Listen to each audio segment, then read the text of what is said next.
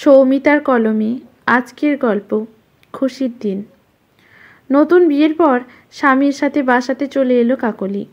নতুন সংসার, নতুন জিনিস, নতুন বর, নতুন পরিবেশে আশেপাশের প্রতিবেশীরা বেশ মিশুকে।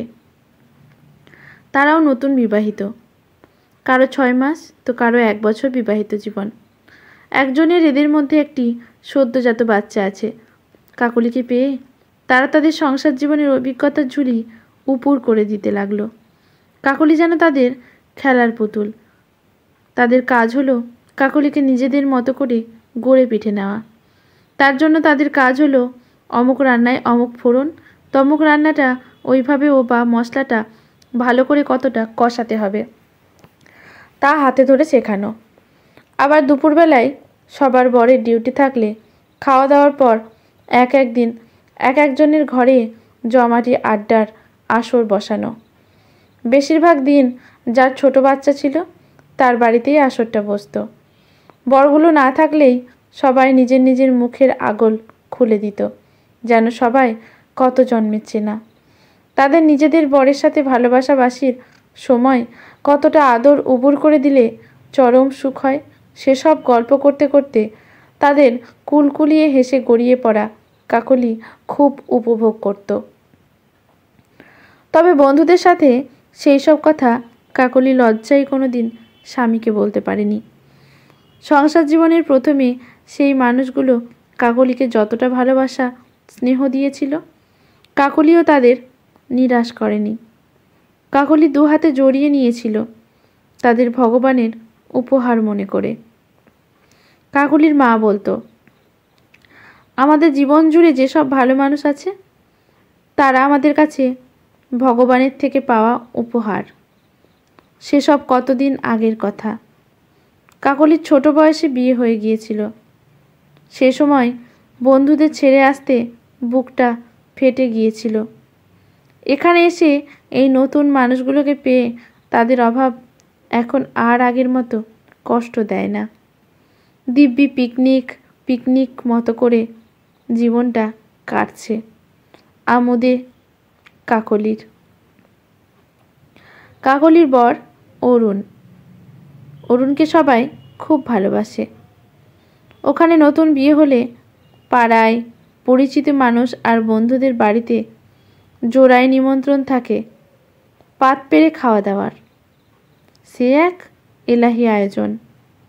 রোজই কারোর না কারোর বাড়িতে খেতে যেতে হয়। শুধু কি খাওয়া, সাথে উপহারও। কাকলি কোনো দিন এরকম পরিবেশ দেখেনি বিয়ের আগে।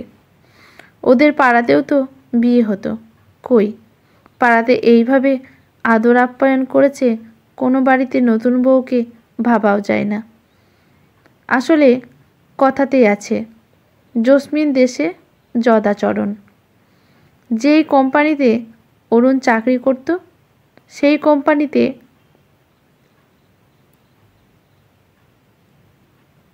অরুণের ছোটবেলার কয়েকটি বন্ধুও পোস্টিং হয়ে এসেছিল।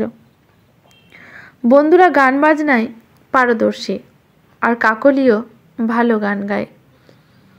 সেই হিসেবে দেখতে গেলে অরুণদের বাড়িতে চাঁদের হাট বসত। তারা এলে কাকলির রান্নাঘর থেকে ছুটি হয়ে যেত। তার গান বাজনার সাথে সাথে নিজেরাই রান্না করে কাকলি আর অরুণের সামনে থালা সাজিয়ে ধরত। কাকলি অপটু হাতে তারপর সবাইকে খাবার সাজিয়ে একসাথে সবাই মিলে খেতে খেতে এই কথা সেই কথা হাসি গল্প করতে করতে খাওয়া দাওয়া সারত।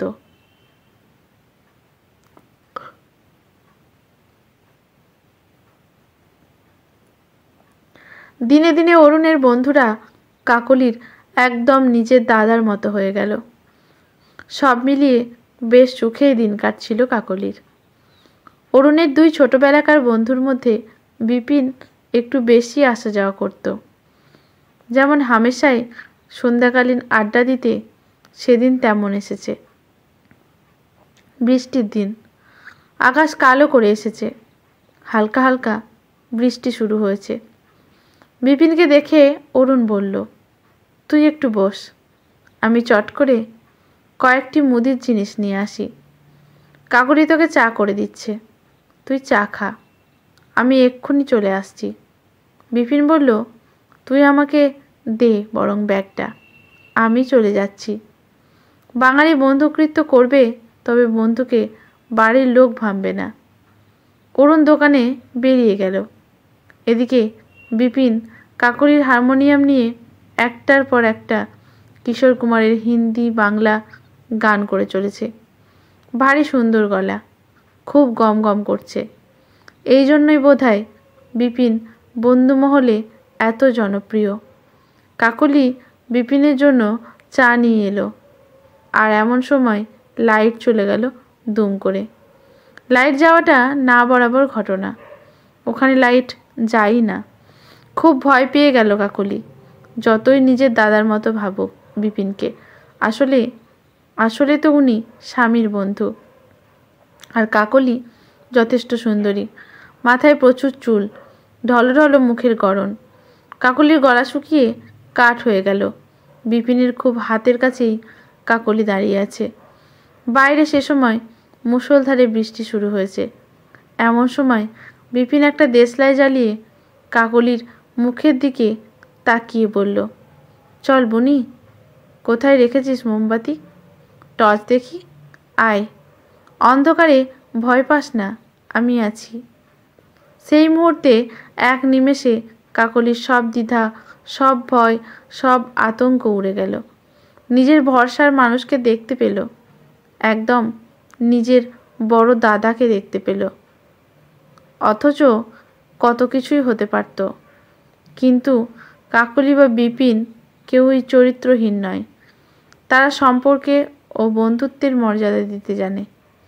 অন্ধকার ঘরে সুযোগ পেলেই সদ্য ব্যবহার করার মতো নীচ মানসিকতা তাদের নেই। পৃথিবীতে এখনও ভালো মানুষ আছে। তারপর সেই মোমবাতির আলোয় দুই ভাই বোন একটার পর একটা রবি ঠাকুরের গান করতে লাগলো। কে কোনটা ভালো গায় তার প্রতিযোগিতা চলতে লাগলো।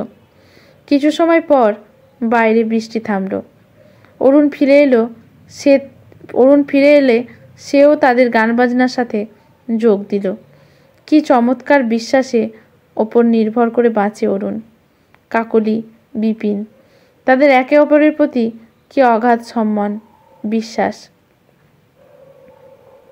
প্রমোশন হওয়ার জন্য, অরুণের জন্য জায়গায় ট্রান্সফার হয়ে যাওয়াতে ওদের সবাইকে ছেড়ে অন্য জায়গায় চলে যেতে হয়েছিল।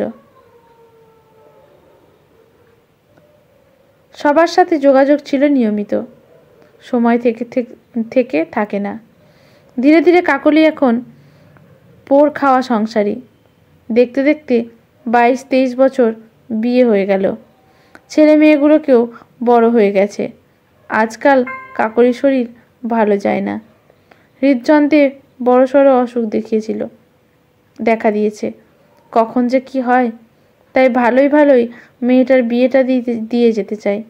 তাই কাকলি অরুণ মেয়ের বিয়ের জন্য ছেলে দেখছে। ভালো ছেলে পেলেই মেয়ের বিয়ে দিয়ে দেবে। এদিকে সেই নতুন জীবনে যাদের সাথে সুখ দুঃখ ভাগ করে নিত কাকলি, সেই রীতা বৌদি, যার ছোট ছেলে ছিল সেই বাচ্চাটি এবং যুবক, আর তারাও বিয়ের দেখাশোনা চলছে। বিপিনদা সেদিন হঠাৎ বলে বসলেন, তোদের মধ্যে আত্মীয়তার সম্পর্ক হলে বেশ ভালো হয়। সবাই তো খুব খুশি। এক বাক্যে মেনে নিয়েছে। এখন ছেলে মেয়েদের নিজেদের মধ্যে পছন্দ হলেই হলো। তাই সেই উপলক্ষে সবাই এক জায়গায় জমায়েত হয়েছে বেড়াতে যাবার জন্য। বিয়ে হোক বা না হোক, সেই পুরনো মানুষগুলোকে আবার দেখতে পাওয়ার মধ্যে যা শান্তি, যা আনন্দ, সে বলে বোঝানো যাবে না। সবাই বাসে একে একে চেপে গেল। কাকলি অরুণের হাত ধরে বসল। আজ আমার শরীর খুব ভালো লাগছে। আজ আমার বড় আনন্দের দিন। আজকের গল্পটি এখানেই সমাপ্ত। গল্পটি ভালো লাগলে লেখকের প্রতি শ্রদ্ধা জানিয়ে একটি কমেন্ট করে যাবেন। ইউটিউব থেকে দেখলে চ্যানেলটি সাবস্ক্রাইব করে বেল নোটিফিকেশানটি অল করে দেবেন। ফেসবুক থেকে দেখলে পেজটি ফলো করে রাখবেন। ধন্যবাদ।